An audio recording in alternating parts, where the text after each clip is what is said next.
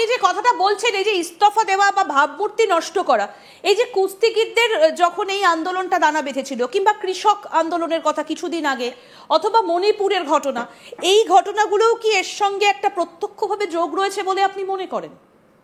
দেখুন, একটা কথা কোনোভাবে ভুল বুঝলে চলবে না। আমি একবারও বলছি না কৃষক আন্দোলনটা হয়েছে সম্পূর্ণ এদের টাকায়, নো। কুস্তিগীরদের আন্দোলনটা হয়েছে এদের টাকায়, নো। মণিপুরে আন্দোলন হচ্ছে এদের টাকায়, নো। আমি যেটা বলছি সেটা হলো আন্দোলনের আবেগ আছে, আন্দোলনের পিছনে একটা ইমোশন, একটা একটা আইডিওলজিক্যাল রাশ আছে, এটা বাস্তব। তার কারণ আছে, ধরুন 10টা মানুষ ক্ষতিগ্রস্ত হয়েছে, তারা রেগে গেছে, আমি খুব ছোট করে বলছি, এটা বাস্তব। কিন্তু সেই ক্ষতিগ্রস্তটার কতটা বড় ইমপ্লিকেশন হতে পারে সেইটা এজেন্সি ঠান্ডা ঘরে বসে ভেবে ওই কুস্তিগীরদের মধ্যেই, আমি কুস্তিগীরটা একটা কথার কথা বললাম, বা ধরুন মণিপুরেই যখন ওই কুকি এবং মিতাইদের মধ্যে ঝামেলা চলছে, তখন দুটো কুকি লিডার, দুটো মিতাই লিডারকে বসিয়ে তাদেরকে এক্সপ্লয়েট করা, তাদেরকে কম্প্রোমাইজ করানো আর্থিকভাবে, বা ধরুন পরবর্তীকালে গিয়ে আমি যদি, যেটা বেরিয়েই গেছে এখন মার্কেটে, সেটা হলো ফার্মার্স প্রোটেস্ট বা কৃষকদের যে প্রোটেস্ট ছিল, সেখানে গিয়ে কিছু লোককে কর্পোরেটাইজ করা, এইভাবে গোটা থিওরিটা চলে। প্রথমে রিভোল্টটা ঠিকই হয়, কিন্তু সেই রিভোল্টটাকে ক্যাপচার করে এজেন্সি, এবং সেটাকে ক্যাপচার করে ব্যবহার করে বৃহত্তর স্বার্থে গভর্নমেন্ট এবং রাষ্ট্রের ইমেজটা গ্লোবালি খারাপ করে সেই মানুষটাকে ধূলিসাৎ করে পালিয়ে যেতে বাধ্য হয়। এবং পরবর্তীকালে যখন সেই দেশের মানুষই হাপিত্তাস করে এটা ভেবে যে না না ভদ্রমহিলা ভালো ছিল, ভদ্রলোক ভালো ছিল, তখন সময়টা অনেক দেরি হয়ে গিয়েছে। তখন সরকার কেন, গোটা দেশের প্রতিচ্ছবি পাল্টে গিয়েছে। তখন বিশেষ দেশ বিশেষ ফ্লাইটে করে সেখানে গিয়ে তাদের উন্নতি উন্নয়নের গল্প শোনাতে পৌঁছে যায়। এবং এই প্রক্রিয়া শুধুমাত্র সেই দেশকে আনস্টেবল করে তা নয়, সেই দেশের সাথে বাকি যে দেশগুলো অ্যালাইন থাকে সবাই আনস্টেবল হয়ে যায়। এবং শুধু তা নয়, আরেকটা ধাপে গিয়ে আমি বলছি, এই দেশকে কেন্দ্র করে যত রকমের গ্লোবাল প্ল্যানিং হয়েছে, সেই সব রকম গ্লোবাল প্ল্যানিং টালমাটালের মধ্যে চলে আসে। অ্যাজ এ হোল যেই গোটা প্ল্যানিং বা যেই গোটা অল্টারনেট ওয়ার্ল্ড অর্ডারের কথা দিয়ে আমরা শুরু করেছিলাম, সেই গোটা অল্টারনেট ওয়ার্ল্ড অর্ডারটা টালমাটাল হয়ে যেতে যাওয়ার জন্য নরেন্দ্র মোদী এবং ভারত সরকারকে কোমায় পাঠিয়ে দেওয়ার জন্য এটা একটা প্রক্রিয়া, যেটা চালু করা হয়েছে। আমি আরেকটা বক্তব্য একটু শোনাই বিদেশমন্ত্রী এস জয়শঙ্করের। তিনি বলেছেন যে এই মুহূর্তে দাঁড়িয়ে মাথা নোয়ানোর কোনো প্রশ্নই ওঠে না। কি বলেছেন শোনাই। A lot of these arguments that, by freedom of choice is equated with indecision, which is a clever subtext for saying align with me. I think we should call it out. We should say that, look, that's not the way I consider. I mean, when we were much weaker, we didn't do it. There is today no case to do it. In fact, when I look at the current trends in global international politics, I would argue that the behavior of states, some of which Ambassador Sibal also referred to, has actually made a stronger case for maintaining strategic autonomy and promoting multi-alignment. একটা বিষয় ভীষণভাবে উল্লেখযোগ্য সুভাষিস, আপনিও নিশ্চয়ই শুনলেন যে ভারত কখনো কারোর সঙ্গে ফ্রেন্ডশিপ করেনি।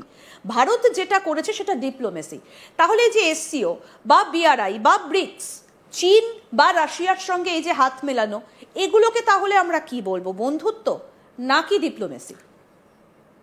টেকনিক্যালি এগুলো কোনোটাই বন্ধুত্ব নয়। মানে বন্ধুত্ব কথাটাকেই আমি এন্ডোর্স করতে চাই না এই সাবজেক্টের সাথে, ঠিক আছে? এটা হচ্ছে অ্যালাইনমেন্ট, ডিপ্লোমেসি। ডিপ্লোমেসি তারাও ভারতের সাথে করেছে। আচ্ছা, যদি রাশিয়া দেখতো যে ভারতের সাথে তাদের যে সম্পর্কটা আছে, হ্যালো শোনা যাচ্ছে? হ্যাঁ হ্যাঁ শোনা যাচ্ছে, বলুন। রাশিয়ার সাথে ভারতের যে সম্পর্কটা আছে সেটা রাশিয়াকে কোনোভাবে বেনিফিট করতো না, তাহলে কি রাশিয়া ভারতকে অন্ধের মতো সমর্থন করতো না। চায়না যদি দেখতো ভারতের সাথে তাদের রিঅ্যালাইনমেন্ট না করলে চায়নার কোনো দরকার নেই, কোনো প্রয়োজনীয়তা নেই, তাহলে কি তারা রিঅ্যালাইনমেন্ট করতো না। পয়েন্ট হচ্ছে মিউচুয়ালি এগ্রিয়েবল স্ট্যাটাস। আপনারও আমায় প্রয়োজন, আমারও আপনাকে প্রয়োজন, তাই আমরা কি কি কারণে একে অপরের কাছাকাছি আসতে পারি সেইটা নিয়ে বিবেচনা করাটা প্রয়োজনীয়। এখানে অনারেবল জয়শঙ্কর স্যার যখন কথাগুলো বলছিলেন, দুটো অত্যন্ত গুরুত্বপূর্ণ কথা বললেন।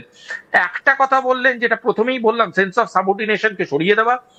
দ্বিতীয় কথা উনি বারংবার বললেন যে কথাটা, যে প্রতিটা দেশ তাদের নিজের নিজের মতো করে অ্যালাইনমেন্ট করবেন। মাল্টিল্যাটারাল ফ্রেন্ডশিপ তৈরি করবেন, তারা নিজের নিজের মতো করে অ্যালাইনমেন্ট তৈরি করবেন, রিলেশনশিপে যাবেন।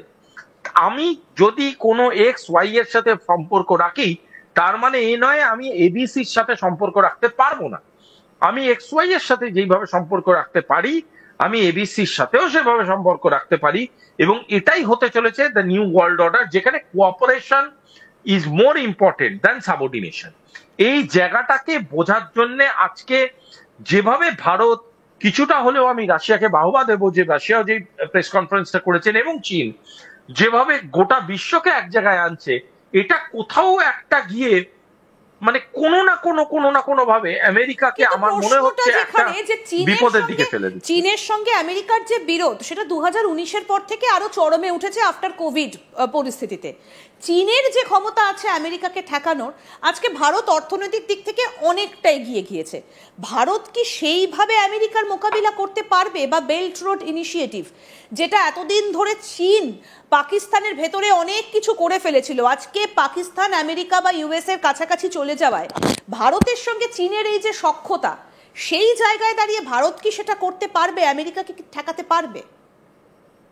দেখুন, দুর্যোধনের উড়ু থাকতে পারে আর আমেরিকার উড়ু নেই, সুতরাং কোথাও না কোথাও গিয়ে তো শ্রীকৃষ্ণ দেখিয়ে দিতে পারে যে তার সারা শরীরে আঘাত করলে আঘাত লাগবে না, কিন্তু যদি ইকোনমিতে আঘাত করা হয় তাহলে কিন্তু সেই আমেরিকাও দুবার ভাবতে চাইবে যে আমরাও এবার কম্প্রোমাইজের স্টেটাসে যাব কিনা।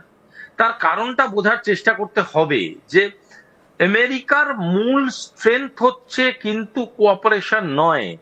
আমেরিকার মূল স্ট্রেংথ হচ্ছে যে তারা অধিগ্রহণের মধ্যে দিয়ে তাদের রাজনীতি, তাদের কূটনীতি এবং তাদের পাওয়ার পলিটিক্সটাকে এগিয়ে নিয়ে যাবে। এই অধিগ্রহণ করার যে ইচ্ছা শক্তি, এই ইচ্ছা শক্তিটা আঘাতপ্রাপ্ত হবে তখনই যখন দেখবে তাদের ডলারটা যতটা আজ থেকে 5 বছর আগে চলতো, তাদের সেই ডলারটাই আগামী 5 বছর বাদে অতটা চলছে না বা একদমই চলছে না।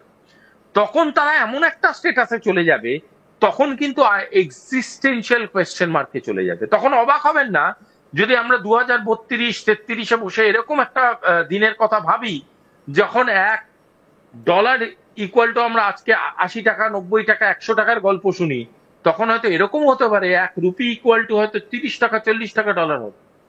কে জানছে? উল্টো সিনারিওটাও হয়ে যেতে পারে, কিন্তু 10 বছর বাদে।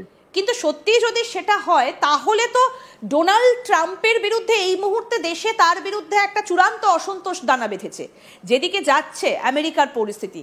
কিন্তু প্রশ্নটা হচ্ছে, আমেরিকা তো কখনো নিজের মাটিকে ব্যবহার করে না। আমেরিকা তো বরাবর অন্য দেশকে ঘুঁটি সাজিয়ে অন্য দেশের মাটি ব্যবহার করে আরেক দেশকে তারা শায়েস্তা করতে যায়। বাংলাদেশে অলরেডি তারা ঘুঁটি গেড়ে বসে আছে, পাকিস্তানটাকেও নিজের মামাবাড়ি বানিয়ে নিয়েছে আমেরিকা বা ডোনাল্ড ট্রাম্প, যাই বলি না কেন। আশঙ্কাটা তো সেখান থেকেই দানা বাঁধছে।